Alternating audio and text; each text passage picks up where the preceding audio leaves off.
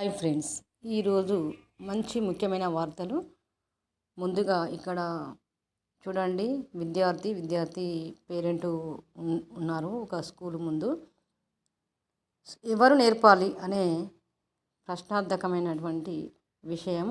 స్కూలుకు టైంకి రావాలని ఎన్నిసార్లు చెప్పాలి అన్నారు టీచర్. అసెంబ్లీ అయిపోయాక లోపలికి వస్తున్న రాజేష్ని చూసి పిల్లాన్ని దించి వెళ్ళబోతున్న తండ్రి వెనక్కి వచ్చి 5 నిమిషాలు ఆలస్యమైతే కొంపలే మునిగిపోవు, బాబును అలా నిలబెట్టి అడగడం బాగోలేదు అని హెచ్చరించినట్లు అన్నాడు.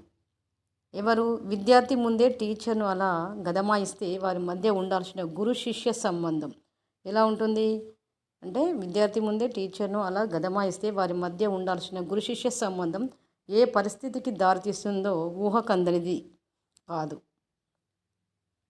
ఈ మధ్యకాలంలో పాఠశాలల దగ్గర తరచుగా కనబడుతున్న దృశ్యమే ఇది.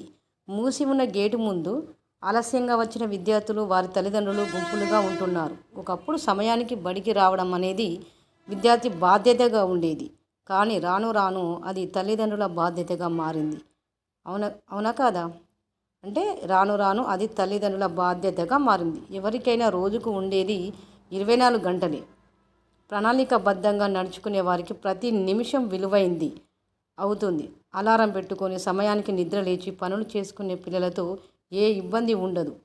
ఈ విధంగా మరి ఎవరు నేర్పాలి అని అంటే, మరి విద్యార్థి యొక్క తల్లిదండ్రులే నేర్పడం అనేది జరుగుతుంది.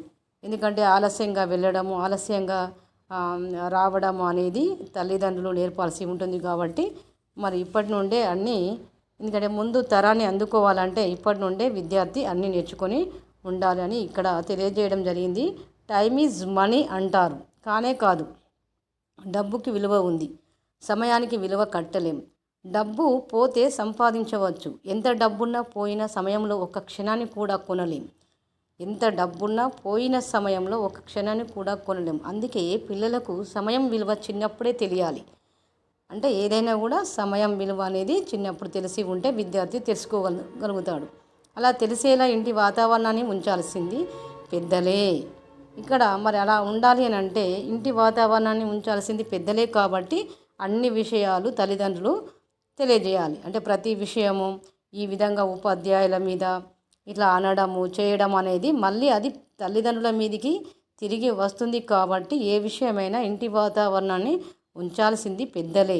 ఇంట్లో పనులన్నీ సమయం ప్రకారం అయ్యేలా చూసుకోవాలి.